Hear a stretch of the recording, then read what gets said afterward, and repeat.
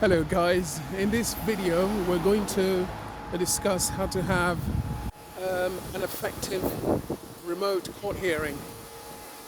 By that I mean a hearing that is conducted virtually via the internet, and you have to connect using either the Teams app or another app, the link to which the court will send you.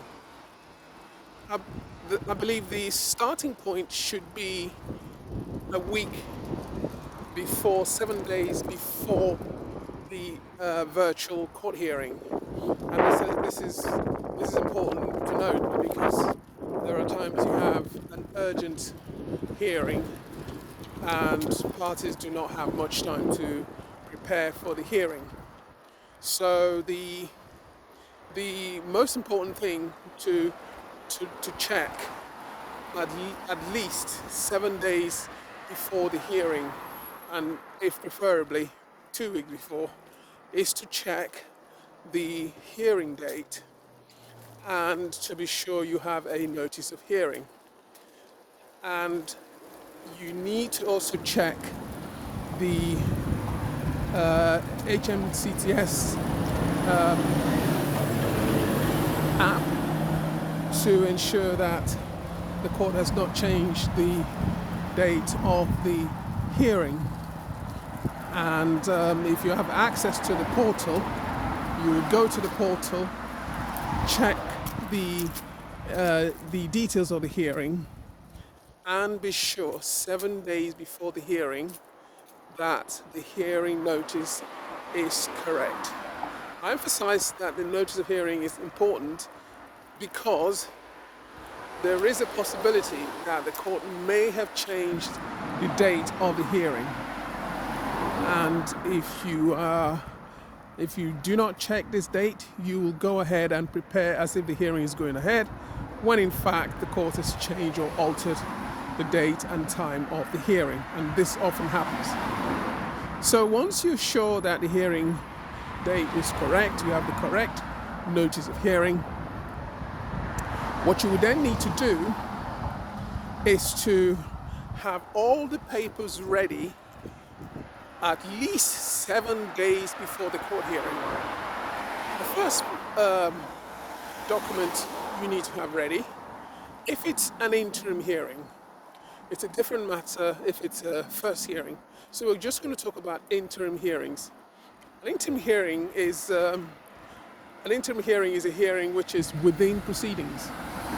So it may be that you're making an application for an extension of time, or it may be that you're making an application to instruct an expert.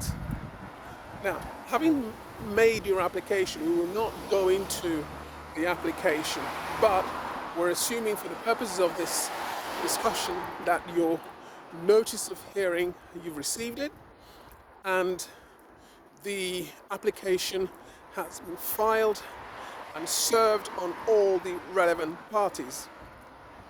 Now, having done all of that, there are some key documents you need to prepare before this virtual or remote hearing. If you are for the applicant, you need to do a case summary. And if you are for the respondent or responding parties, you need to do position statements. Now, if you are for, we'll take the example of a local authority being the applicant, and we will assume that the other parties have instructed solicitors.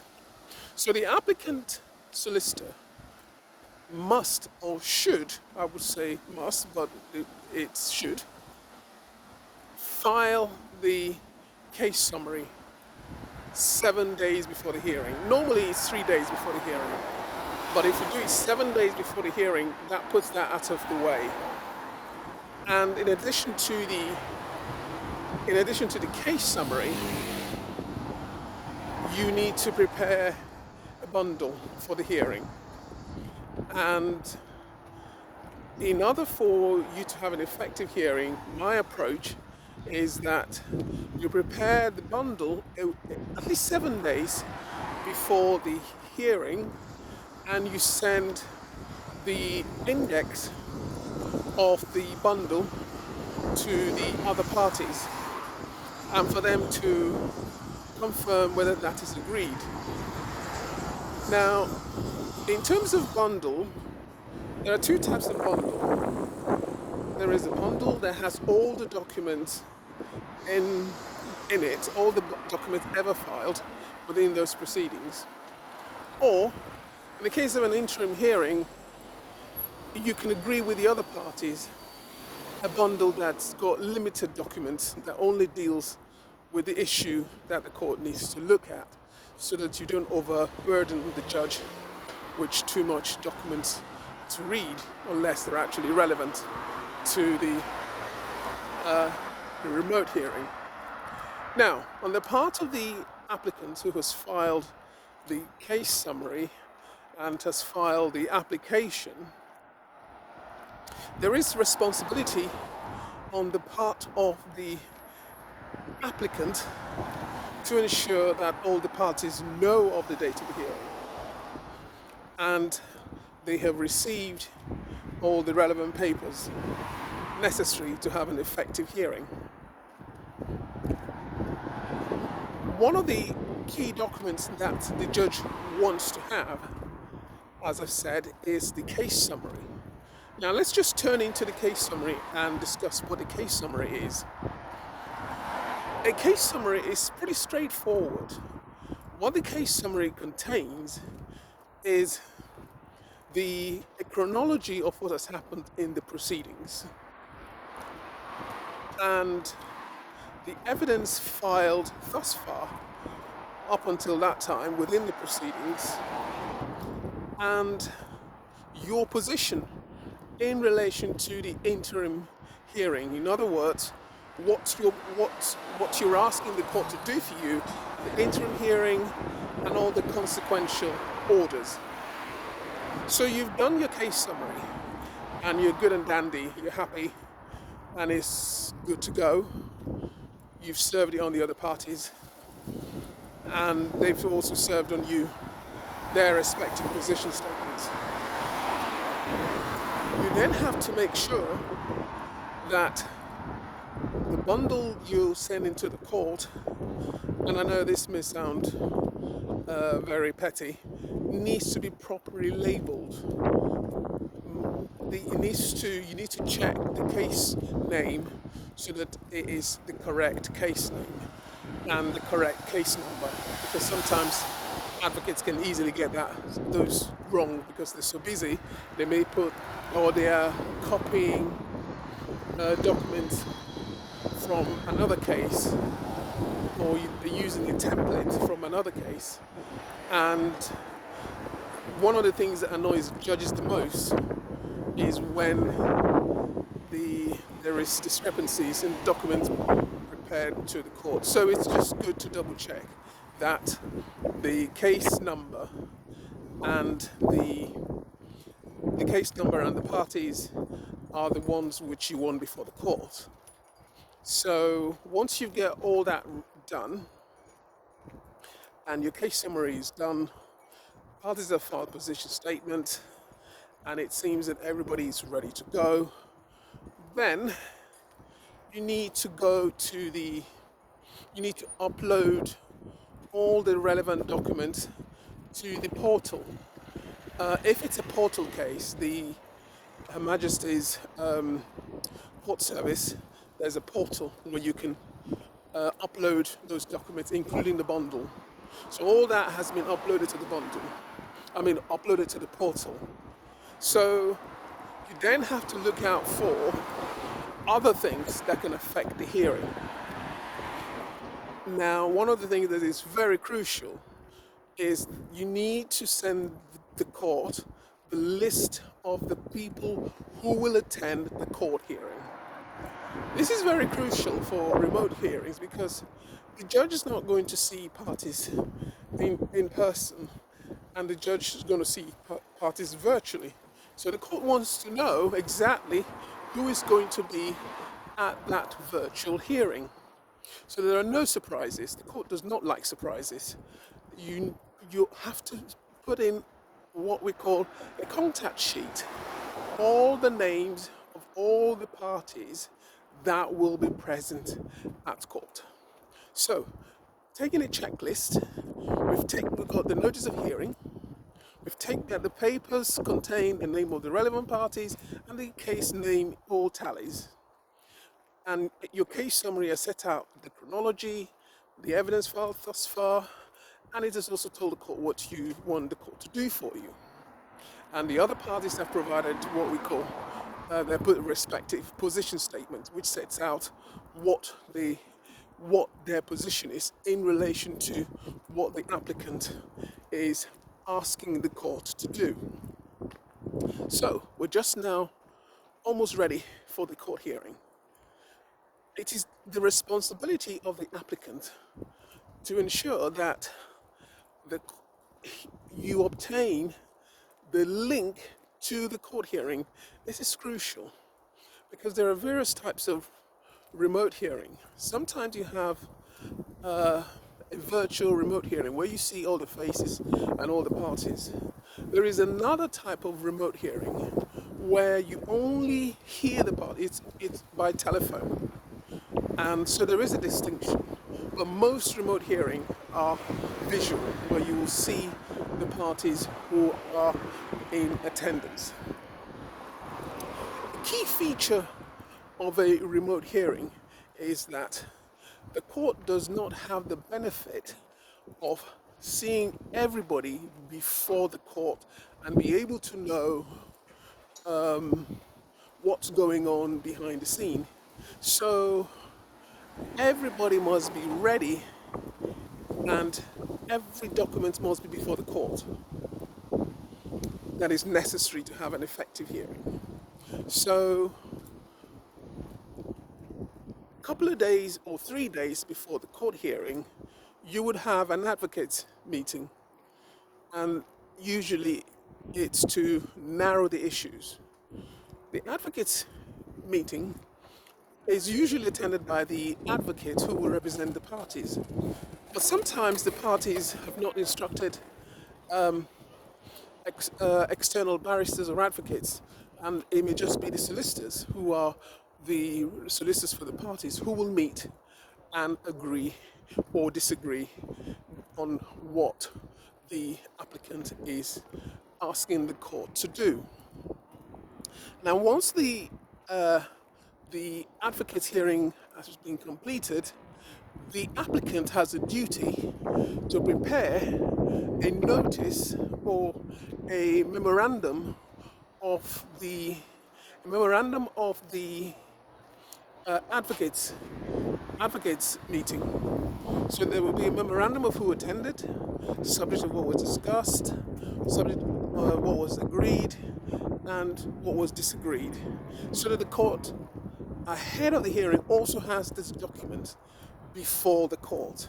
So you've got a series of documents before the court, but the final one before the hearing is this memorandum of the advocates meeting, which sets out, after much negotiation, what the parties have agreed to.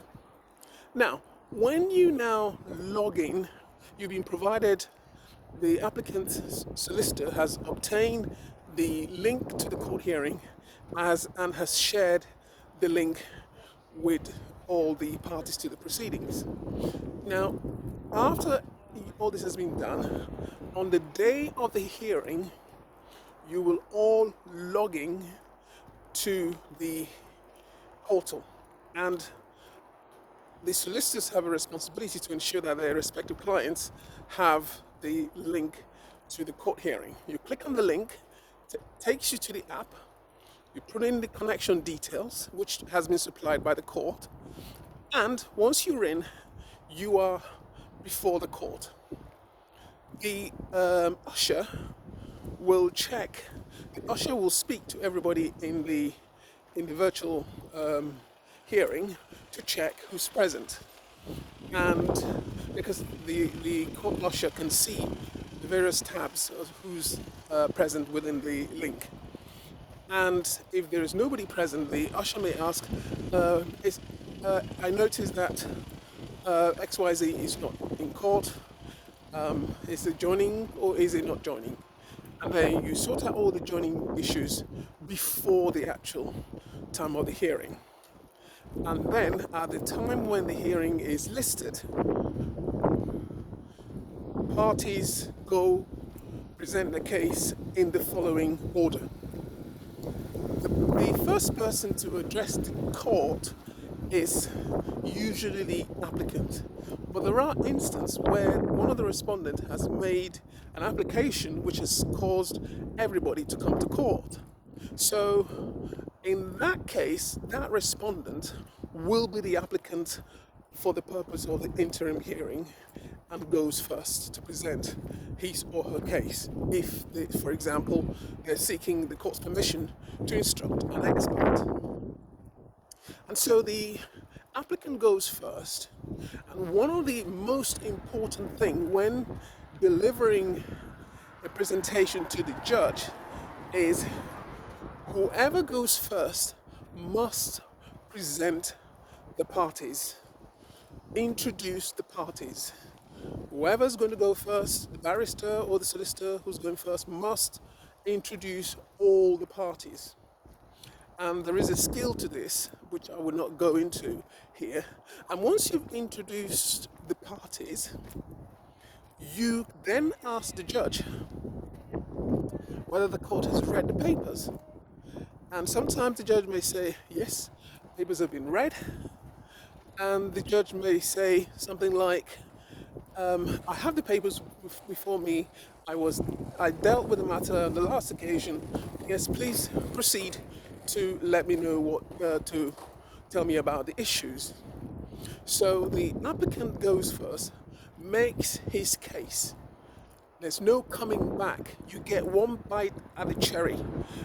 Although technically it's possible for you to amend whatever you've said subsequently, but it is very, very helpful that you present your case in a coherent, logical, preferably chronological manner, so that the judge understands what the issues are, the judge knows what's agreed among those issues and what is outstanding. Having told the judge about this, you then ask the court whether you want the court wants you to address the court on the disputed issues. There are times the court may well say, no, Mr. So-and-so, I have a firm grasp of this. I want to hear from the respondent. If I need to come back to you, I'll come back to you. So the judge may well jump the gun, so to speak, and tell you not to proceed with the argument and hear from the other parties. But because you've got your position statement, as you will recall, before the court, and you've also got the memorandum of the attendance note of the advocates meeting. So the judge has a good idea what's going on. But usually the court will say proceed to present your case, and you will present it in a logical, organized manner. And once you've finished your case, so that the judge has the cue that you finish, you then say the following words.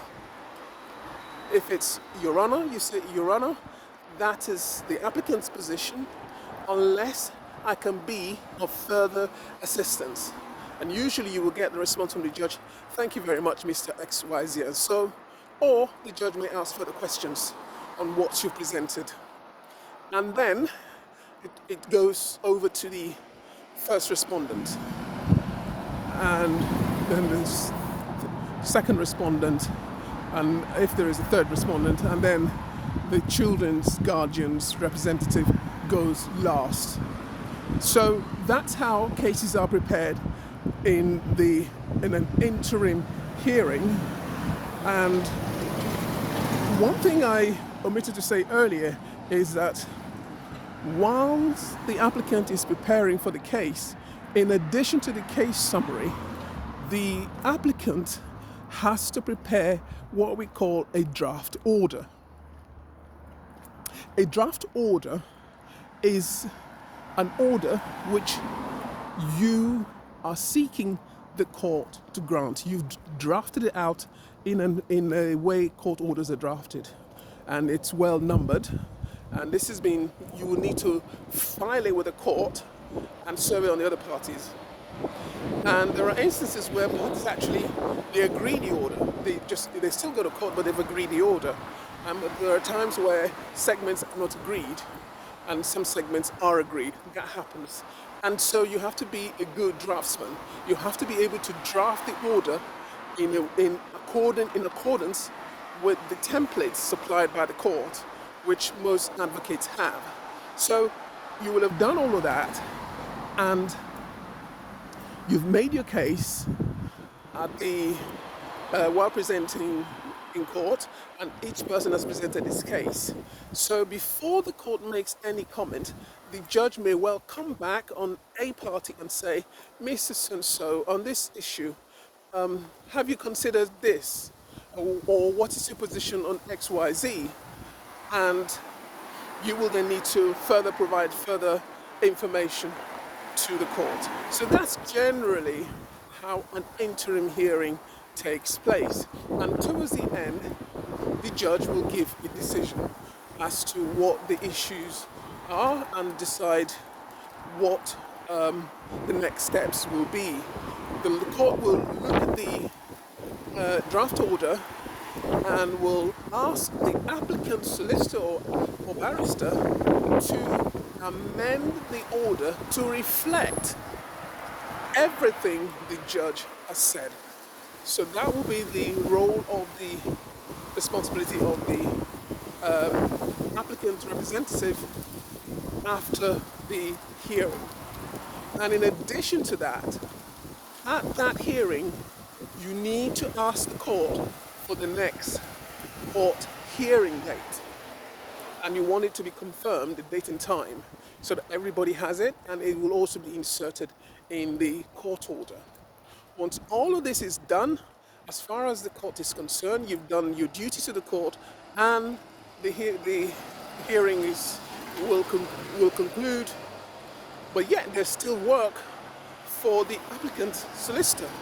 The applicant solicitor or barrister will write up the court order, do an attendance note of the court hearing, and will have a post-hearing meeting with the client to explain the outcome of the court hearing.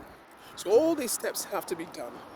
And then, towards doing the court order as ordered by the judge, the solicitor or the advocate or the barrister, having drafted the order, will circulate it, and all the parties will make various amendments in the hope that it will be agreed. And usually parties agree based on what the judge has said, and they will agree how it's reflected in the court order. So basically, that is the format of a remote hearing. Now, at this point, I ought to just make some distinction between an in-person hearing and a remote hearing. So, an in-person hearing or virtual hearing or remote hearing, the judge doesn't see anybody physically, and so it doesn't feel the nuances going on behind the scene. But in an attended hearing where everybody's present, the judge can see what's going on. The judge can see and observe body language from all the parties. The judge can see all of this. And another thing which is a distinction between a virtual hearing and a in-person hearing is that the court is not able to, as it were, see who's sitting behind each parties. The judge will only see it on paper, or we only see dots on the screen or little avatar on the screens as to who's there or who's present. So, an in-person hearing allows parties just outside a court before they go to before the judge to still discuss and try and thrash out the difficult, thorny issues. And this goes on until the usher comes and calls them in. In a virtual hearing, that's not possible. It's difficult to do, and once you've had your advocates meeting, all communication has to be in writing, and before you get before the judge. And once you get before the judge, you make your presentation. So there isn't much flexibility in virtual hearings or remote hearings. The flexibility is very limited, but there's a lot of flexibility in in-person hearing, attended hearing. Another distinction is that sometimes when you go to court in a attended hearing, parties are able to tell the judge that they will continue negotiating and ask the court whether the next hearing can go before theirs because you have a court list, and then you get more time to negotiate and hopefully reach an amicable settlement or agreement in terms of what can be ordered. But when it comes to virtual hearing, there is no flexibility. The judge goes strictly by the timetable. If your hearing is listed at 10, the judge wants you to be ready by 10 to go in. If your hearing is listed at half 12, the judge wants you to be ready by half 12. No messing about. And if you're going to want to put the case back, it can be very bureaucratic and emails going back and forth, and it's not the same. So there are many other differences, but it does save time when hearings are done virtually, because firstly, parties can attend the hearing at their various homes and offices, so transportation costs is removed, and solicitors can have more confidential conversation up until the court hearing, a virtual hearing, which may not be possible at the attended hearing, because sometimes parties are late, they're not there on time, so all sort of factors comes in. So I'm not sure whether everything I've said here is helpful, but if you have any comments you want to make or question you want to ask, please ask below. And this is strictly about remote hearings. There's a lot I can say about remote hearing, but I've just tried to summarize and speak general terms. So please let me see your comments and thumbs up. Thank you.